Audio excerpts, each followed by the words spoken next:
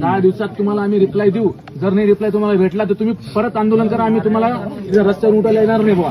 जोपर्यंत आम्ही बसत नाही तोपर्यंत होणार नाही हे मला चांगलं माहिती आहे. आणि आमच्यासाठी फक्त दादांनी यायला पाहिजे फक्त बस आंदोलनासाठी 11व्या दिवशी. ही माझी नम्र विनंती आहे फक्त बस. तुमच्या माध्यमातून आंदोलन होईल.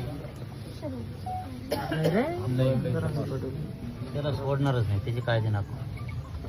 त्याला सोड. डोंगराळेकरांची विनंती हीच आहे दादा की इतर जे आंदोलन महाराष्ट्रात आपण बघत आहोत प्रत्येक काही ना काही फायद्यासाठी होतात. आपलं तुमच्या माध्यमातूनच आंदोलन फक्त 21 वरती आंदोलन असतात आणि सक्सेस झालेले. आपण या लेखीला न्याय घेऊ.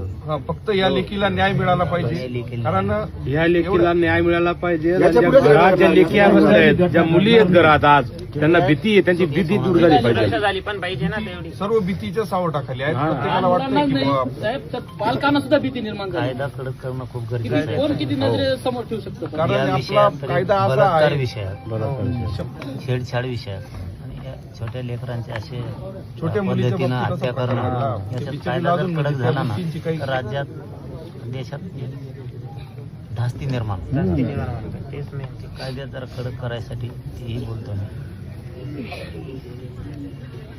ते लावूनच धरू आपण आता.